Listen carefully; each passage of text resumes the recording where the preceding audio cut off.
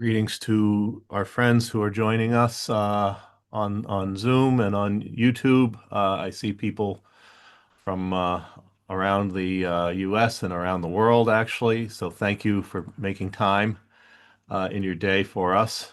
And we will begin. Good afternoon. At least it's afternoon here in Massachusetts. My name is Mark Mamagonian. I'm the Director of Academic Affairs at the National Association for Armenian Studies and Research, NASAR, and welcome to today's webinar on demography, politics, and resettlement, Artsakh's refugees in Armenia today, which is presented as part of the ongoing Nasser Kalust Gulbenkian Foundation lecture series on contemporary Armenian issues. And as ever, I want to thank the Gulbenkian Foundation for their continued support of these programs. This year, by the way, 2025 is Nasser's 70th anniversary, which we will be celebrating on October 4th with a gala celebration at the Fairmont Copley Plaza Hotel in Boston. And we would love for you to be there with us. 70 years ago, Nasser was in the early stages of the effort to raise money for a chair in Armenian studies at Harvard University, which, by the way, was successful. It was a grassroots effort to which some 3,000 individuals contributed their funds, which is amazing. And we still depend on you to support the work we are doing. So if you are a NASAR member and contributor already, thank you very much. If you are not, but value the work that we do, please join us and support the continuation of our work. Let's get to the work. Over the past number of years, even before the 2020 war and the 2023 expulsion of the Armenian population of Artsakh, we've had numerous programs on the conflict. Sorry.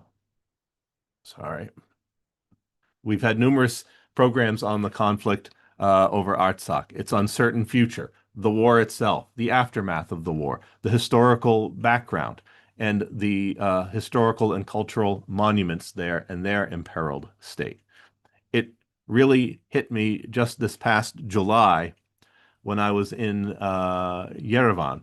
And this really, truly should have been obvious to me sooner, and it's with some embarrassment that I say this, that we have never really addressed the reality for the more than 100,000 people whose lives have been utterly disrupted in ways most of us can hardly comprehend.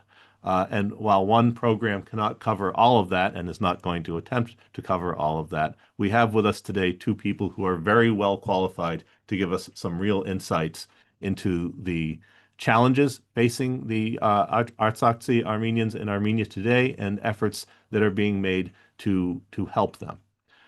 Before I introduce them, let me remind those of you watching on Zoom that you can submit questions using the Zoom Q&A function, which you are invited to do, but please limit them to the topic of today's program and resist the temptation to ask our speakers to address some of the multitude of other pressing issues that Armenia and Armenians are facing at the moment, some of which I can assure you will be the focus of upcoming programs. Dr. Antranig Kasbarian holds a PhD in geography from Rutgers University, where his dissertation was entitled "We Are Our Mountains: The Geography of Nationalism in the Armenian Self-Determination Movement, Nagorno-Karabakh, 1988 to 1998." He is a former editor of the Armenian Weekly newspaper and has served the Armenian American community in various capacities for 4 decades. He continues to publish and lecture on topics pertaining to Armenia, Transcaucasia, and especially Artsakh, Nagorno-Karabakh. Professionally, he serves as the development director of the New York-based Tufenkian Foundation, pursuing charitable and strategic endeavors in Armenia and for Artsakh. Gegham Stepanyan has served as the Human Rights Ombudsman of the Artsakh Republic. He defended human rights during the Artsakh blockade and ethnic cleansing, submitting over 24 reports to the international community while documenting Azerbaijan's criminal policies. Now based in Yerevan, he continues to raise awareness and advocate for the rights of people forcibly displaced from Artsakh. And since last June 2024, he has served as an independent national expert on refugee issues for UNDP Armenia. So Gegham will be our first to speak. And once again, thank you for being with us today. And the floor is yours, Gegham.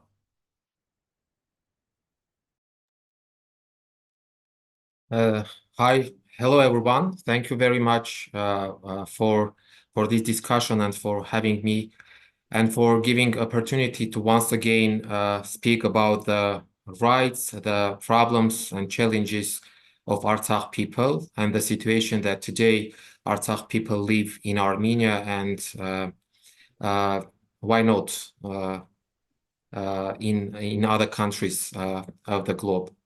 Uh, I think that there is no need to once again present the events that took place during the blockade or after 44-day war or during forced displacement, because I'm pretty sure that you all closely followed the situation in Artsakh during those days and are well informed about everything that led to the forced displacement of Artsakh people. In this respect, I would like just to recommend one of the important reports published by Freedom House entitled "Why Are There No Armenians in Nagorno-Karabakh?" This report was prepared and published uh, by local Armenian and international experts. And why I'm mentioning particularly this one, because it also contains many testimonies of displaced Artsakh people, and it legally analyzes what happened in Artsakh. And the main conclusion of this report is that Azerbaijan pursued a systematic and state policy aimed at ethnic cleansing in Artsakh, and it concludes that what happened to Artsakh people corresponds to the definition of ethnic cleansing under international law and practice. So, in order to use my time effectively, I will speak about the problems and challenges that forcibly displaced Artsakh people are facing in Armenia, social issues, issues connected with to healthcare, education, and so on. Unfortunately, I must note that these problems are quite numerous and prevent us from talking today about the full protection of the rights of refugee rights of Artsakh people in Armenia, or to talk about smooth and successful integration of Artsakhs into Armenian society. After forced displacement, the people of Artsakh settled in different communities of Armenia. According to the decision of the government of Armenia dated October 26, 2023, those forcibly displaced people were granted temporary protection status in Armenia, which is similar or equal to refugee status.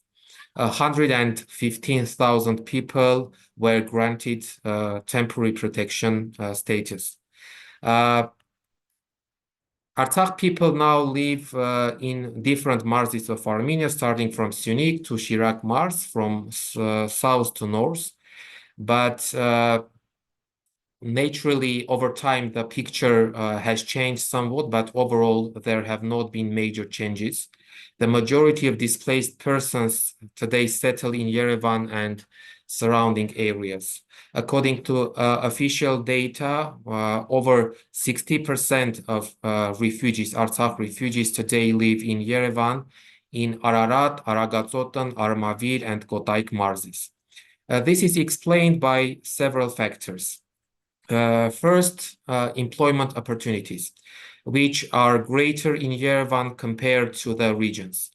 The second one is that nearly half of Artsakh's population, around 50,000 people, led an urban lifestyle back in Artsakh. So it is easier for them to find employment and integrate in urban environments. And third one is that people who experience sufferings, who experience war, blockade, now prefer to settle farther from Armenian-Azerbaijani border, and likely this is for security and psychological reasons. But I want to mention that we have also opposite examples. For example, when I speak with people who settle in Syunik Mars, why they have chosen to live there after displacement, they always respond that they wanted to remain closer to Artsakh you know that Syunik Mars is the closest Mars to Artsakh, and they wanted to live there in order to also keep the hope or the dream, the goal of return one day to return to their homes in Artsakh. There is much discussion also about Artsakh Armenians leaving Armenia.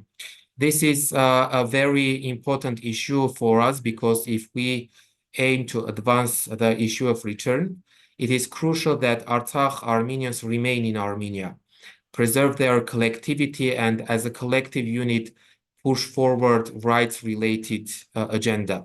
Unfortunately, however, due to social conditions, due to some other reasons, some thousands of Artsakh Armenians already left Armenia. Official statistics from Armenia's border service show that since September 2023, more than 11,000 Artsakh Armenians have already left Armenia and settled permanently in other countries. Since 2020, that number exceeds 21,000, including also those who left after 2023. Most of them moved to the Russian Federation, particularly southern cities, towns like Krasnodar, Pyatigorsk, and other urban areas of southern Russia. This is explained by family ties because many Artsakhites settled there after the first Artsakh war, and now they invite their relatives to join them. The second factor is fluency in Russian. You know that majority of Artsakh population speaks fluent Russian, and there is no language barrier for them. The third one is cheaper living costs combined with broader employment opportunities. For example, rent in those Russian cities is nearly half that of Yerevan, while job opportunities are wider. But it is not Russia. The destination is not only Russia. Some 1,000 Artsakhites left for European countries and for the United States. Among European countries, I can mention Hungary. 300 Artsakhites left and now permanently live in Hungary. Why Hungary? Because Hungary implements a governmental program allowing Artsakh refugees to move legally to Hungary and provides broad support during the first year to help smooth integration. To my information, this program is being carried out by the Hungarian government together with Hungarian local Christian organizations because they are interested in having Christian refugees rather than Muslim refugees. So this program still continues.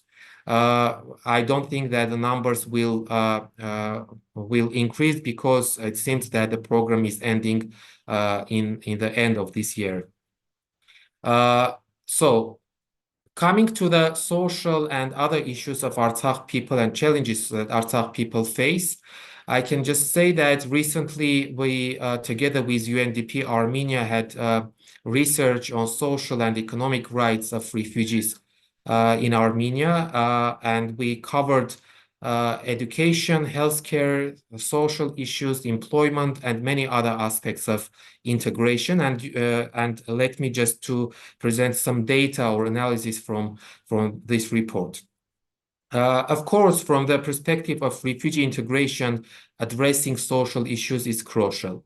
To summarize or to speak very precisely, government programs and the humanitarian aid during the first month of displacement have managed to provide a degree, some level of short-term stability, social stability for refugees.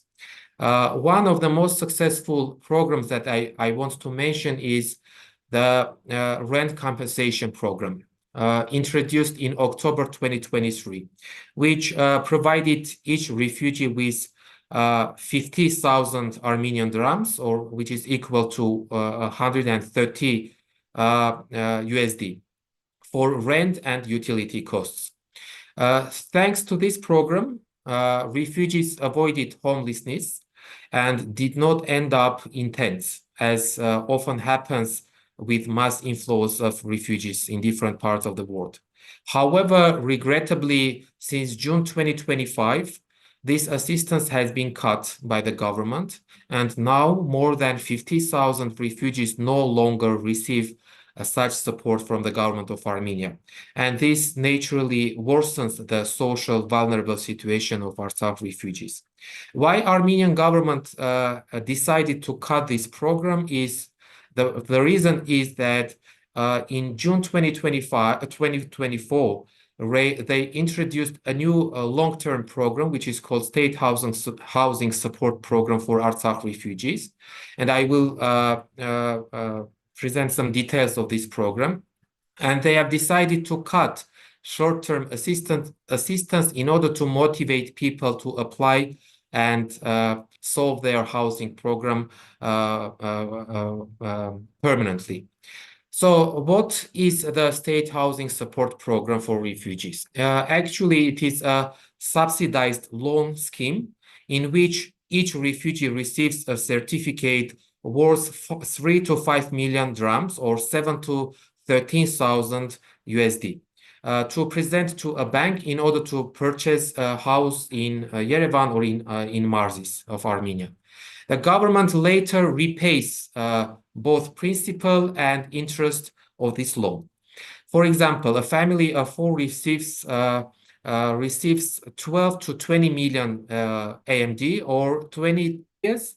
For example, only 8,000 refugees now only live in Masis town, which is a small town in Ararat region. It is close to Yerevan, and people come to work in Yerevan and then go back to their homes and live in Masis. So the government program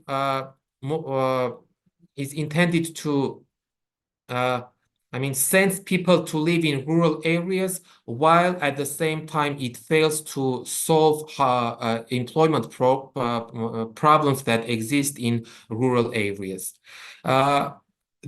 Under this program, 25,000 refugee families are beneficiaries. As I mentioned, this program was introduced in June 2024, but after 1 year, we have only 2,260 families who already received certificate and only 660 families that already realized this certificate and already have permanent housing. So there are many concerns among refugees in respect to this program. I can mention some of them. The first one is the mismatch between the support amount and actual real estate prices in Armenia. The second one is that it does not encourage refugees to live compactly, to preserve community ties or to preserve Artsakh identity. The third one is to benefit, refugees must obtain Armenian citizenship, but many Artsakh refugees have fear that doing so could jeopardize their right of return or property claims in Artsakh. I understand that this one is more social and psychological problem because I myself tried to explain our compatriots that right to return has nothing to do with gaining citizenship of other country under international law, but it seems that people have very low trust in the government of Armenia, and they think that giving up their passports, Artsakh passports, will result in the rejection of their right to return. Another problem is the problem of small families, especially families with 1 or 2 members. They receive too little, and it is not realistic for them to buy a home under this program. So, as I mentioned, 25,000 families are beneficiaries of this program, but by my estimation, I think that maximum 50% of these families will be able to have housing in Armenia under this program, unless significant changes are made in the program. We are in negotiations with the Armenian government. We met many times. We presented our proposals for bettering this program, but it seems that Armenian government is not. I mean, there is no genuine intention to also incorporate the voices of displaced people in policy making, especially related to the programs on refugee integration. Alongside housing, employment, as I mentioned, is also a very big issue. Officially, about 20,000 Artsakh refugees are employed in Armenia, meaning that unemployment is high. Moreover, most have taken low-paying jobs in Armenia. About 12,000 of these 20,000 earn under 500 USD per month, while the average refugee salary is 360 USD, far below Armenia's national average of 720 USD. This does not mean that refugees are doing the same job and are being paid lower. No.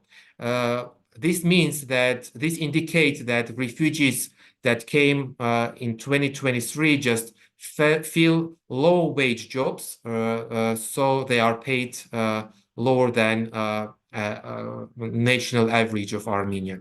I mean, they came and they are employed in the low wage jobs that existed in the labor market of Armenia. There are no special government programs for solving employment problem or retraining courses for refugees. Refugees must search for work on their own or rely on courses provided by international or diaspora organizations, which are very useful, but unfortunately very limited. In terms of employment, there is an issue of integrating special professionals in the labor market of Armenia. For example, teachers. We have 4,000 displaced teachers. Only 500 are employed in Armenia. This shows that government also failed to address this issue. Similar issues exist for military personnel and civil servants. Only doctors have integrated relatively well. Almost all displaced Artsakh doctors now work in Armenian medical institutions. Healthcare integration has been smoother. Refugees benefit from the medical services and medications under the state order system, once registered at local clinics. I mean, this is the healthcare, I can say, is the most successful field of integration of refugees. However, not all medications or procedures are covered, and state-provided medicines are not always of good quality. That's why, in some cases, refugees must seek sponsors and other channels to solve their medical problems. But still, I can clearly say that healthcare support in this area is considered quite substantial. Education. Integration in education has also been relatively smooth. Displaced children attend schools without major adaptation issues. You know that education process in Artsakh also was conducted in standard Armenian, so there was no any language problem for the integrating Artsakh school children in Armenian schools. Currently, about 70,000 displaced children attend Armenian schools.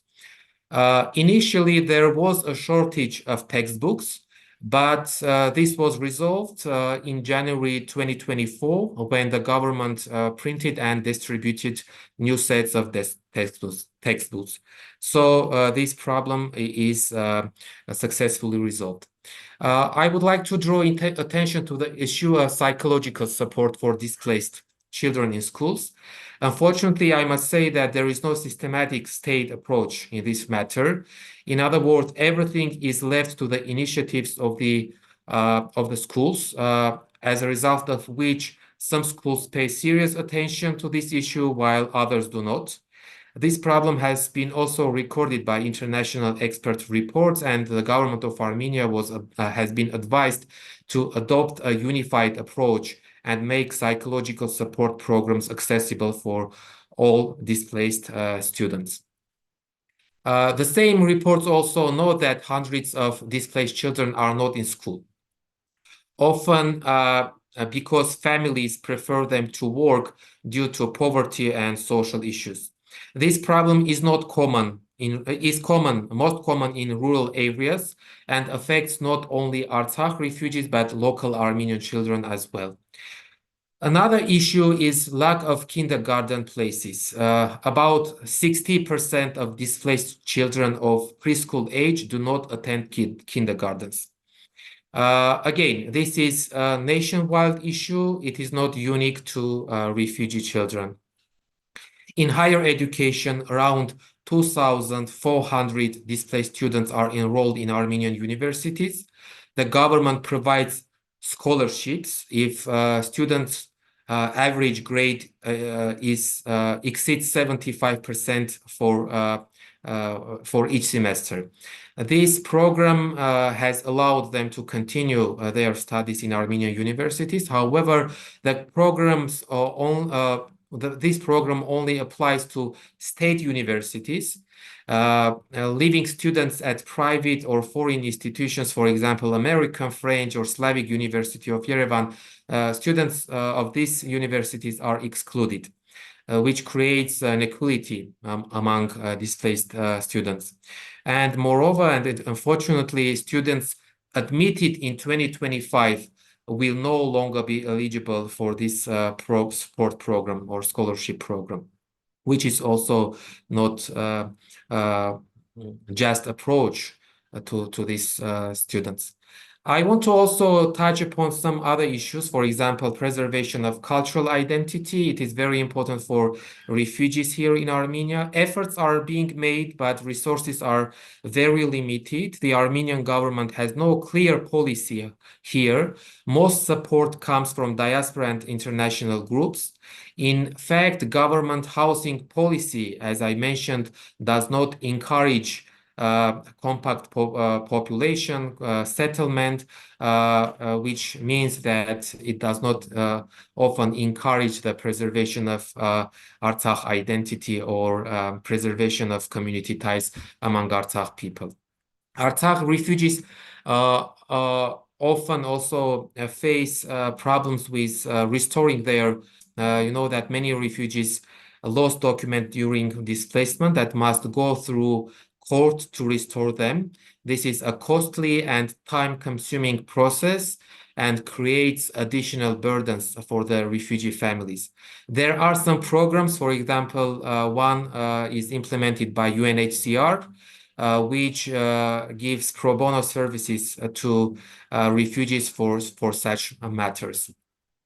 Economic empowerment opportunities are also very limited. Government programs for agriculture and business, which are mainly loans and leasing programs, are generally inaccessible to refugees who lack collateral and are seen by banks as high-risk clients or are blacklisted by banks. So there are no special programs for refugee economic development. Again, there are programs implemented by international and diaspora organizations, but again, these programs are not are also insufficient. Hate speech and discrimination. Unfortunately, displaced Artsakh Armenians are sometimes subjected to hate speech, even from government officials and ruling party MPs. We are accused of not fighting, abandoning and fleeing, or of creating threats to Armenia by talking about return. Such discrimination or such discourse is not new, but it is now more widespread. And I think that the role of the state here is crucial. It should not generate such rhetoric, but rather combat It is not happening now. There are many other issues that are very important for refugees. For example, the preservation of Artsakh's state institutions, pursuing the right of return of Artsakh people, the POWs and hostages, the preservation of cultural heritage of Artsakh. But I think that all of these issues we can touch upon in Q&A section. So I will stop at this point and thank once again for the discussion. And I'm ready to answer the questions during the Q&A section. Thank you. Thank you, Gegham. And we'll now turn to Antranig, and then we'll defer all questions until after Antranig's presentation. Antranig, it's all yours. Very well. Thank you, Mark. It's a pleasure to be back with you. While I concur with most of Gegham Stepanyan's evaluation, I'm going to offer a slightly different look at the refugee problem. One that maybe gives cause not for optimism, but for some hope that some things can be accomplished to improve the situation. Like Gegham, I'm not going to dwell on the actual ethnic cleansing and the exodus. I mean, suffice it to say that it was a tragic moment in our history, one that we haven't seen for a long, long time. Even amidst the tragedy, there was a silver lining. As someone who was involved in the immediate relief efforts through my job with the Tufekcian Foundation, it was heartening to see the great number of Armenians, from those from just everyday life to nonprofits and NGOs, to those working in international agencies, who wrapped their arms around the refugee population and did what they could to ease their suffering. It doesn't eliminate the tragedy by any means, but I do view that as a silver lining. Look, I think there were many organizations, informal groups, nonprofits, international agencies, arms of the Armenian government that played an important role in providing short-term assistance. That short-term assistance can be categorized as immediate food support, emergency support for those who had illnesses, hygienics, temporary housing, and many other immediate needs that were attended to. I think that by and large, Armenians rose to the occasion. I think the problem came as we moved from short to medium term and then long-term assistance, trying to figure out models that could help the Artsakh population reintegrate into Armenian society in a positive way, and one that gives them hope. And as Gegham has indicated, there are a lot of bumps in that road and a lot of difficulties, both objective and subjective. I would say, as someone involved in resettlement activity for several decades, I brought to our team at the Tufekcian Foundation the question 4 months after the ethnic cleansing: what are we to do now that can possibly be impactful? What can we do that will fill vacuums that no one else is really filling? And the conclusion we reached was that while there were various forms of assistance, both official and unofficial, practically no one was focused at the community level. Government assistance, such as it was focused largely on individuals and on households. But the idea of reintegrating the Artsakh as communities, as a collectivity, was really off the table. It was off the agenda. And we viewed this as a big vacuum to fill. Because look, we're not delusional. We know that the Artsakh population is not returning home today, possibly not tomorrow. But if we want to keep their rights on the table, their right to return, their right to self-determination, their right to compensation for everything that was stolen from them, If we want to advocate for their rights, in the first instance, you need Artsakhs to be able to do that. And under current conditions, the way the trajectory looks, within a generation, the Artsakh population may be assimilated or semi-assimilated into Armenian society. And their social cohesion will be lost, and their collectivity will be lost. Essentially, the Artsakh population will be condemned to yet another page in Armenian folklore. The way many of us who descend from genocide survivors think of ourselves as Kharpertsis or Sepastatsis, but it's really a folkloric connection at this point. If we want to stave that off and treat the Artsakh cause as a living cause, then this collectivity, identity-wise, livelihood-wise, needs to be strengthened, and its cohesiveness needs to be fortified. So with this in mind, we began to work on developing a model village concept. That is, finding a suitable site where we could resettle dozens of families, and not just build houses for them, that's not enough, but provide economic development opportunities and community development support so that people could reintegrate as communities. So we embarked on this in early 2024, and now it's been a year and a half. It's been quite an uphill climb, but I'm happy to say that we are closing in on developing a model village in the Sunik province. And I want to tell a little bit about it because I think the story of it is informative and enlightening. We cast about looking for potential villages in which we could resettle Artsaksis.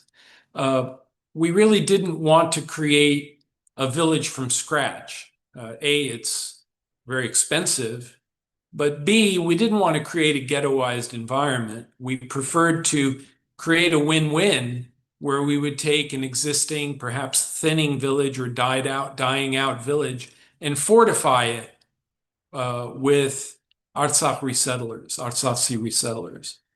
So we looked at various potential sites and eventually felt that the Sunik province would be most congenial for a pilot project. Why Sunik? Well, for a number of reasons. First of all, if you know Sunik, you know that as a culture hearth, geographically, it is quite similar to Artsakh. Many people have relatives and in-laws on either side, speak similar dialects, same land tenure practices. We felt that culturally it could be an easier fit for Artsakh refugees to move to Sunik. At the same time, I mean, while there are pull factors, there are also push factors. We quickly learned that many Artsaksis didn't want to go through trauma again and were quite unwilling to live near the border or near the front lines. So we sought out potential villages in Sunik, but further away from the contact zone, and ended up settling upon the Datev municipality, which is in northern Sunik, near the Vayotsor province. And the Datev municipality, as you know, is the site of the historic Datev monastery. It is an ancient culture hearth, and it boasts 8 villages, some of which are thriving, some of which, frankly, are dying. And we found a village that had thinned out considerably, the village of Sivarans, which it's an old village, once boasting 600 inhabitants. But unfortunately, due to larger processes, Armenia's border zones have largely thinned out the last 30 years. This village is one of them. It's down to 100 inhabitants, mostly over the age of 50. And we felt that we could create a win-win situation by injecting new life into this village, and the village welcomed us with open arms. So we developed a general plan for building new neighborhoods in the village for 20 up to 25 houses for large young families with multiple children. And it has been quite a journey trying to get this village up and running, or the new neighborhoods up and running. As you can imagine, there are a lot of integration issues. For one, you have to make this gainful and attractive to everyone, not just resettlers from Artsakh, but the existing villagers. So we have pumped in a lot of resources into fortifying the existing village while assisting creation of new neighborhoods for the Artsakhs, so that everyone feels invested in the project. We also selected this particular village, Sivarans, because it's a high elevation village, nearly 2 kilometers in elevation, mainly suitable for backyard gardening and livestock, and in many ways similar to villages of northern Artsakh, particularly Mardakert, the Mardakert province. And in fact, many of the applicants who seek to live in the village are from the Mardakert region. I will say, as we have moved along, it has been a challenge for a number of reasons. First of all, I would say we have interviewed easily a few hundred, if not more, potential families to resettle in the village. And it has been difficult. And I will say that many of the potential resettlers were reluctant to move to SUNY, partly for the reason I mentioned. Some don't want to undergo trauma again. They've had enough. But others do not have confidence in the future of that region. And this is due to the ongoing peace process and peace negotiations. So it has been difficult to find families willing to live in this region. Ultimately, we're going to achieve our goal of 25 families, but it's taken us hundreds of interviews to get to that point. I would also say that it is easier to attract small families, especially older families or pensioners who are more vulnerable, and frankly, they're less employable. Those people are more interested than the younger families that are more employable and have several children or more. So these are some of the obstacles that we've had to deal with in trying to put together a model village. Now, I will say that we had, as we were doing the vetting and doing the planning for this village, of course, we sounded out many of our colleagues, and there were those who embraced this concept, thinking that it must be done, since very few others are doing it. I can think of only a couple other projects around Armenia that are doing collective resettlement. One is by an Artsakh expat businessman who's from the Askeran region, who's gathered many of his acquaintances from his villages, nearby villages. I know that the Armenian Protestant community has organized neighborhoods, partly for their exiled brothers and sisters, partly for other Artsakh refugees, but there are very few other projects dealing with collective resettlement. And I will say it's for an independent nonprofit of moderate means, it is not an easy nut to crack. Building houses and then engaging in economic development, such as livestock, trainings, providing startup support for people in agriculture, community development, rebuilding community centers, refurbishing the school, add all of this up, and you're talking about a $2 to $2.5 million project. The Tufenkian Foundation has some means through our trustees, through our supporters. We've raised roughly half of that, and the remaining funds are actually coming through co-financing from the Armenian government's housing certificate program. The housing certificate program, although it can be critiqued, in this case for larger families, has actually proven to be a blessing. And it has enabled many of the resettler families to consider moving into this village. So, but it's not a small outlay of funds. For many medium-sized foundations, putting together a $2 to $3 million project is a major uphill climb. So we had to deal with critics and with naysayers, and other naysayers would say, well, it's just a drop in the bucket. Resettling 20, 25 families isn't really solving the problem. And I guess that's true at face value, because we have hundreds, thousands of refugee families that need to be resettled and reintegrated. But our view is that by creating a model village and making it viable, you demonstrate proof of concept so that the larger funders, not necessarily the Armenian government, I'm not certain that the Armenian government is interested really in developing collective resettlement, but international agencies are willing to take a look at this. Other international funders are willing to take a look at this. So our idea is to create a model village, a pilot that actually works, show it as proof of concept in order to scale up and find larger funders that can make this a bigger thing than 25 families, hopefully embracing hundreds of families and becoming something real. So this is the objective. I will say that we are now nearing the conclusion of phase one. We're hoping by the end of September, early October, to welcome our first batch of resettlers, to cut the ribbon, and to welcome them into their new homes. The atmosphere in the village is very positive. The resettler candidates that we've chosen are very enthusiastic. So we believe that even as a small drop in the bucket, this is going to create some positive vibes that hopefully we can build on, even amidst all of the other difficulties that Gegham has rightly pointed out. So I think I will stop here, and if there's more to say, I'll address your points during the Q&A. Thank you, Mark. Thank you, Antranig. Thank you both. As you can see, there are questions accumulating in the Q&A box. Before we get to some of those, and again, I apologize in advance to some of you submitting questions. We're going to try to limit them to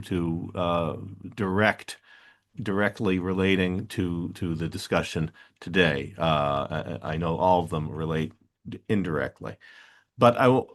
Having promised at the beginning not to turn this into a discussion of current events per se, I nonetheless wanted to ask a question whether or how can I put this? How the omission of any mention of Artsakh refugees, much less right of return or right of compensation or other such things in the Armenia-Azerbaijan peace agreement documents impacts your work or in your on the ground experience, the attitudes among the Artsakh refugees themselves. Yeah, I will defer to you if you'd like to answer. Okay. Actually, for us, it was not surprise that the Armenia-Azerbaijan negotiations or the possible peace treaty will not touch the issue of Artsakh people, Artsakh refugees, and our rights. Because during these 2 years, since September 2023, we saw that the Armenian government's position is just to close Artsakh page, to abandon the rights of Artsakh people and to build so-called peace with Azerbaijan and Turkey in the expense of victims and the expense of the ignored rights of Artsakh people. I mean, in this respect, we didn't have any hope that the Armenian government will do anything else. At the same time, and also trying to answer to other questions that were raised in the chat, I can say that in order not to allow this topic to be completely closed, also by the international community, in December 2023, Artsakh Parliament created a committee for the fundamental rights of Artsakh people. And this committee is headed by the former foreign minister of Armenia, Vartan Oskanyan, and we are trying to use all possible channels in different countries to accumulate the international support for the people of Artsakh in order to create an international platform for where we can go and speak about our rights, including the right to return. And for example, I want to mention the Swiss peace process for Nagorno-Karabakh, an initiative that was launched by one of MPs of Swiss Parliament, and then two chambers of Swiss Parliament adopted resolutions on the rights of Artsakh people. Then a group was formed of including 19 MPs from Switzerland, and yeah, we are trying to use these channels. We are trying to use these initiatives to keep Artsakh issue open.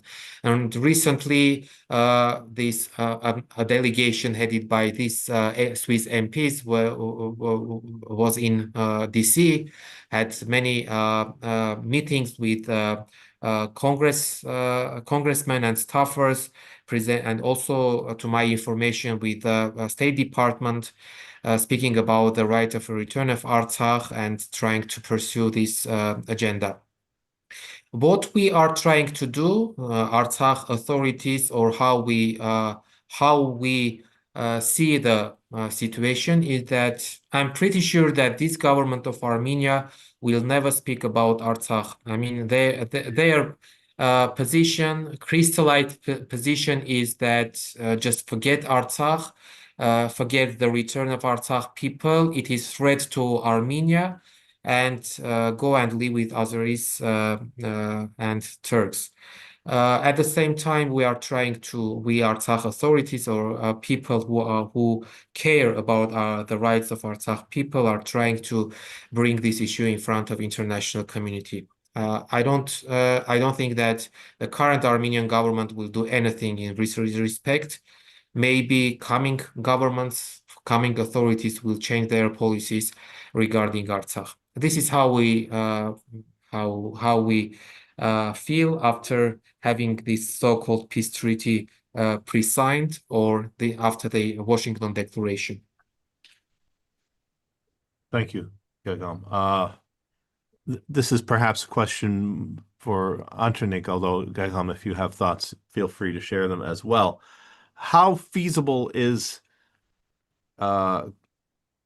collective resettlement for some 100,000 people in a small country? How much can that even be attained? Well, I think I alluded to this in my comments. It is a steep uphill climb.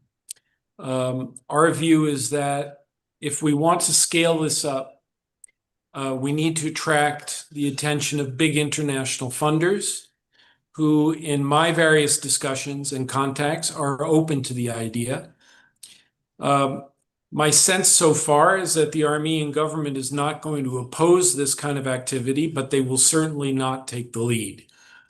Now, granted, we're doing a small project here for 20 to 25 households. It's a drop in the bucket, so perhaps it's a no-brainer for the government and others to cooperate. But I think you won't know until you try. Our objective now in talking to other larger funders is to build upon this model village with others. And there is interest. We still have to cultivate that interest. But I think we have to try to create a snowball effect.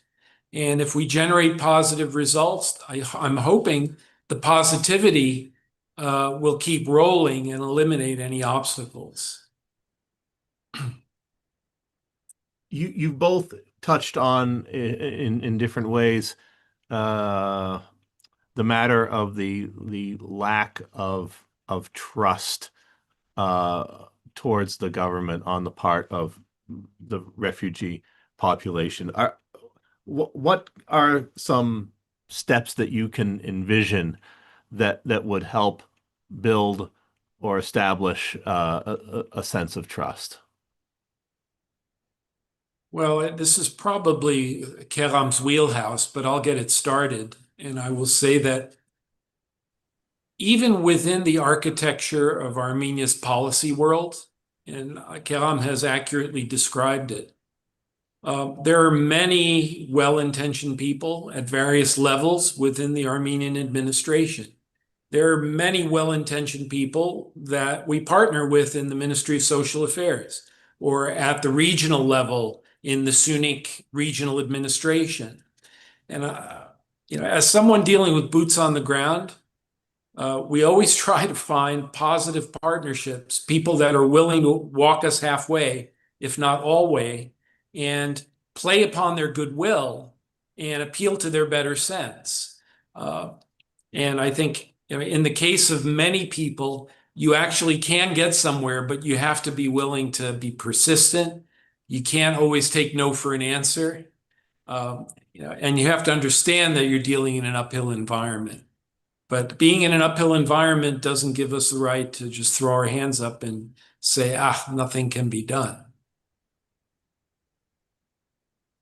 Let me present the perspective of refugees. I mean, it is very difficult question how we can rise the trust among refugees, but because according to some polls, 98% of Artsakh people do not trust Armenian government and Nikol Pashinyan. So it is really very, very difficult question how we can raise trust. But let me just mention some very practical issue. For example, when in March 2025, we had demonstration in Liberty Square in Yerevan, raising the issue of social issues. For example, asking government not to cut the housing assistance for, as I mentioned in my speech, or asking them to make some improvements in this long-term housing program. The Armenian state propaganda, and especially ruling parties, MPs and their media, tried to depict all these events as anti-governmental demonstrations or anti-governmental actions. I mean, there were no any political demands during these rallies or during these demonstrations. All was about rights of Artsakh people, and especially social rights and housing issue. And what government responded was really unacceptable for us. I mean, if people are raising their issues and they are being blamed for some anti-governmental steps, this means that the government is not interested even in raising the trust among refugees, Artsakh refugees. So I don't know. I mean, I can say just if government implements very corresponding or proper programs for the integration or solving the housing program, solving employment programs of refugees, or making improvements in these programs, I think that maybe we can somehow fix the problem of mistrust. At least people will go and apply for this program. I can ensure that no one is happy with living in rental houses or changing houses for every 6 or 8 months. I mean, it is not. No one is happy with this situation. If the program addresses all the drawbacks that we mentioned during our speech, then I think that people will go and apply for this program. So perhaps related to this, another question from online is how can you help us to understand the motivation for the anti-Artsakh hate speech that you've described, either by average Armenian residents or from government officials? Yeah. First of all, I think that this not hatred but discriminative discourse towards Artsakh people existed always, even during Soviet times, because Artsakh Armenians were like Armenians of different other countries, were treated by Armenians as, we call it Shurtavats Hai, or fake Armenians, so-called. I mean, this discourse existed in Armenian society always. That's why, for example, Baku Armenians who found refuge in Armenia in the beginning of 1990s also majority of them left Armenia because they also felt this hatred or discrimination by local society. But I can say that the volume is now is much higher and unbearable. And there are also many other reasons. I can point out the reason of two previous Armenian leaders being from Artsakh by their roots. Those who hate Kocharian or Sarkisian also spread hatred against all Artsakh people.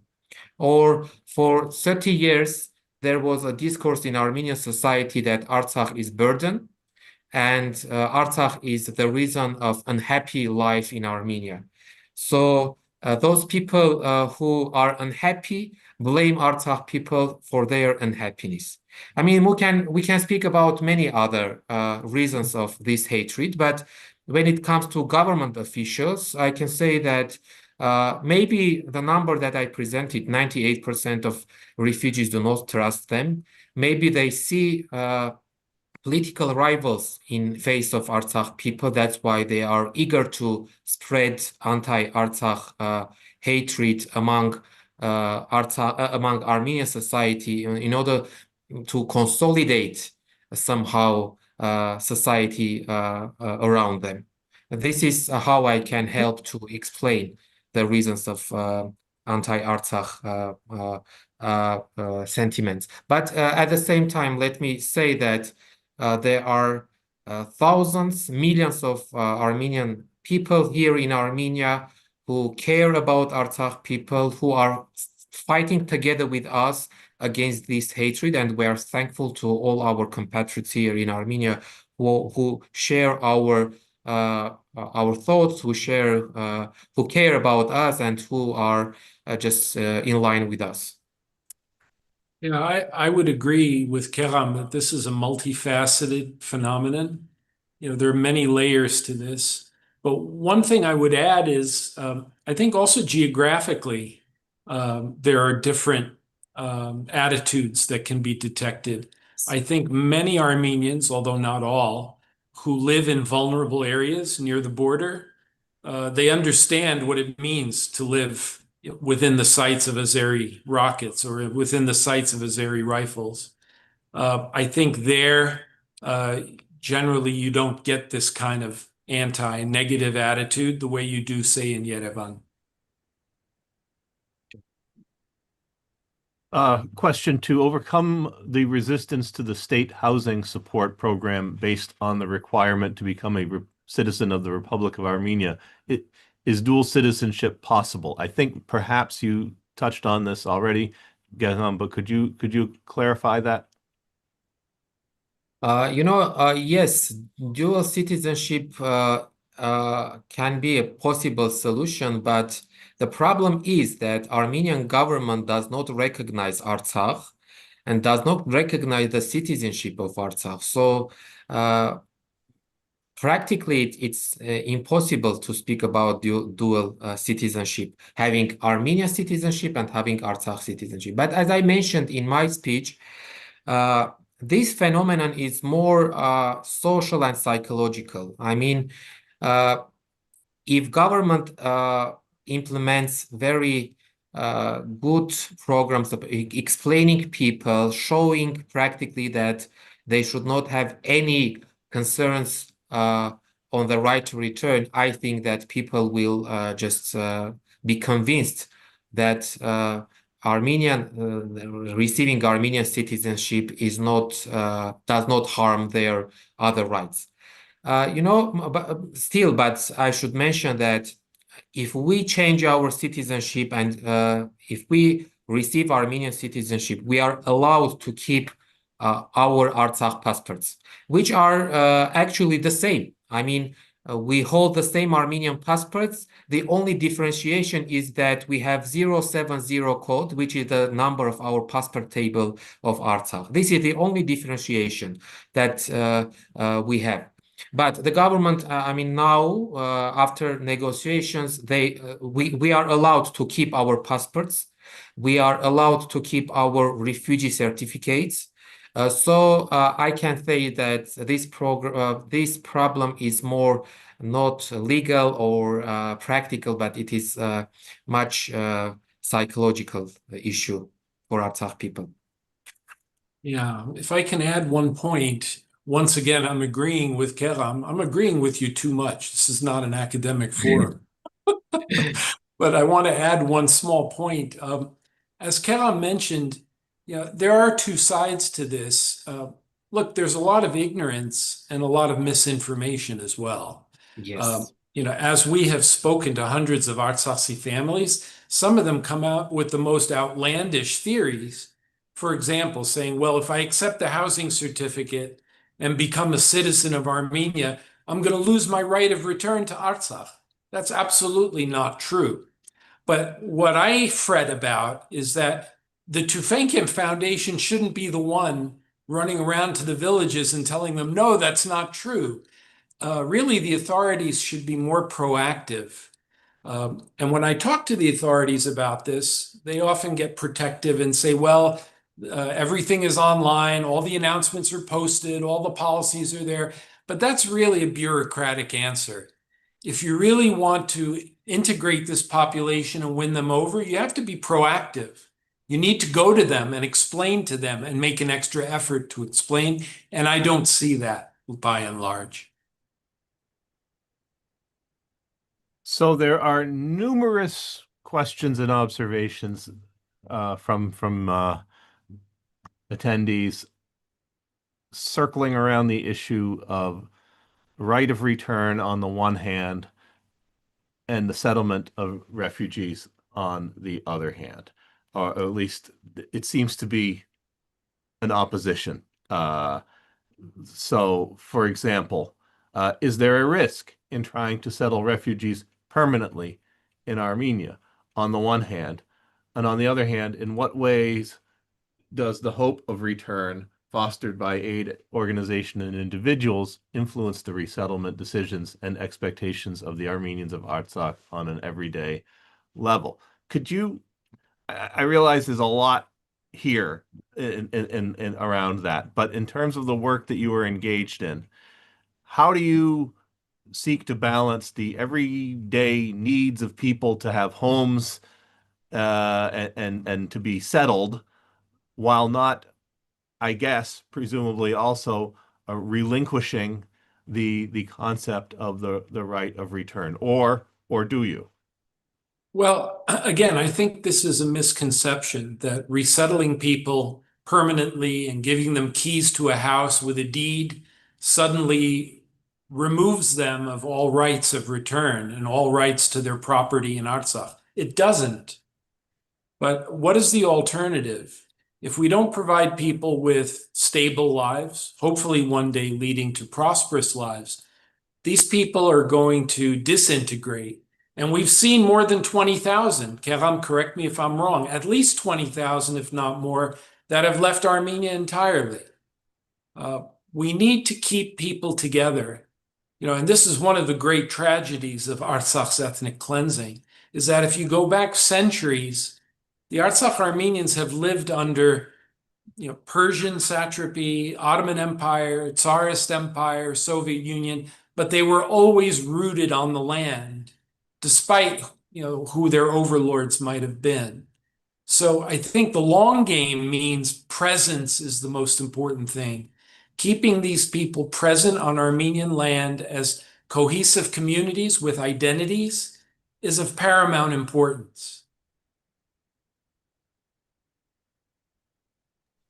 If I may add, I just think that the opposite.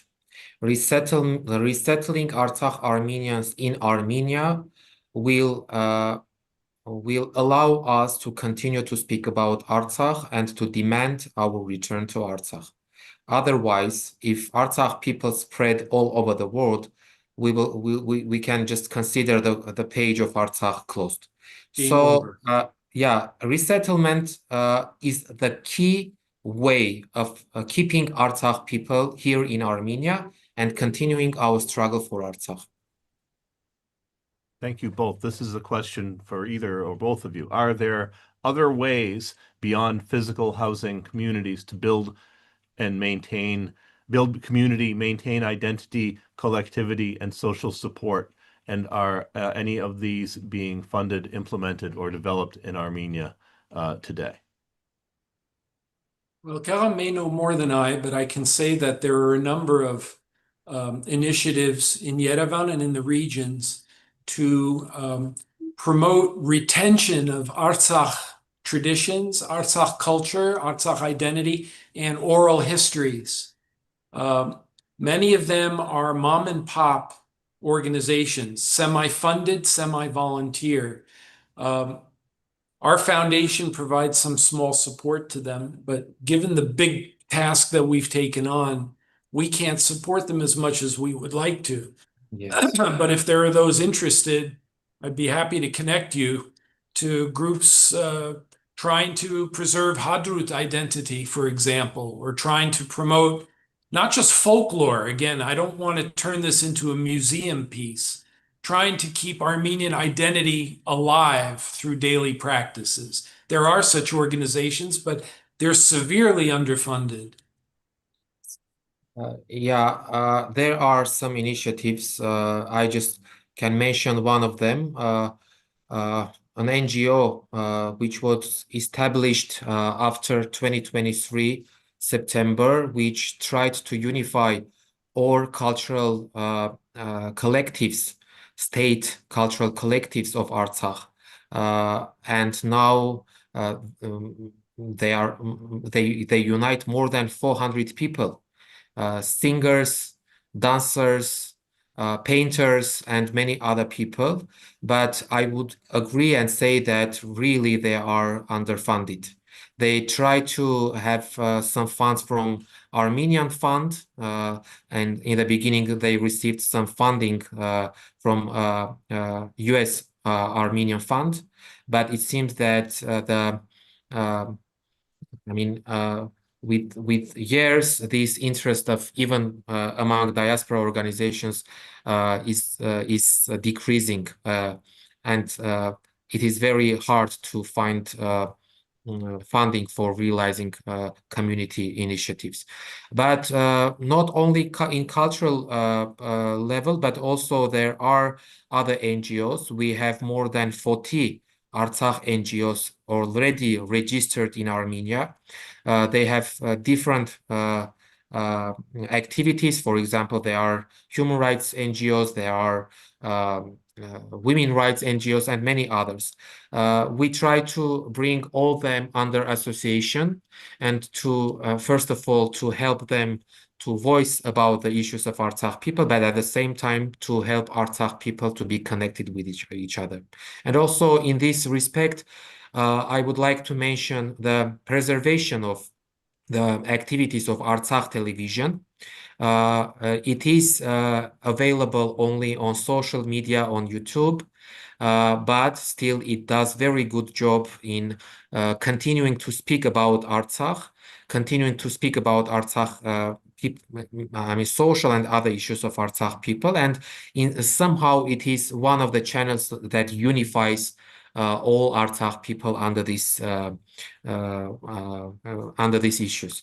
So, but they also face funding issues. There are some people who help them from Russian Armenian diaspora, but every time when we speak with the responsible people of Artsakh TV, they always mention that they have very limited resources.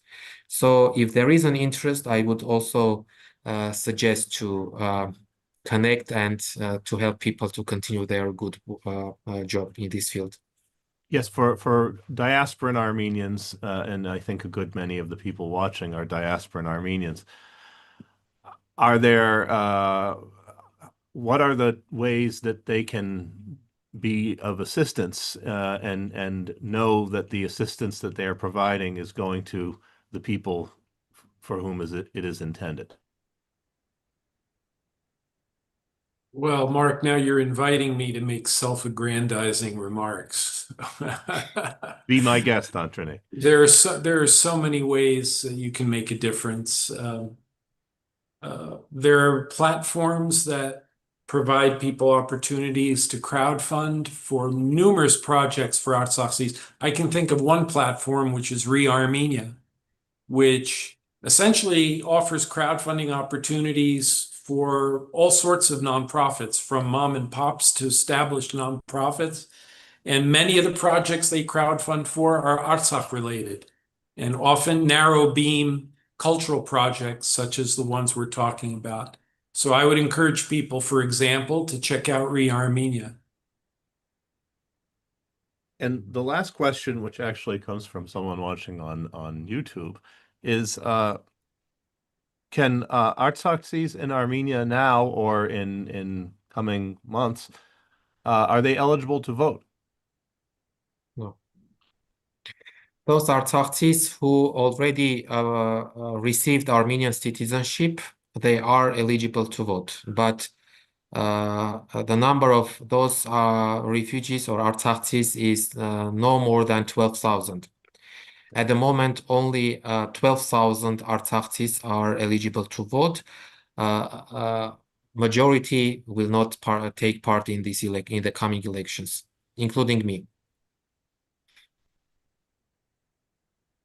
Well,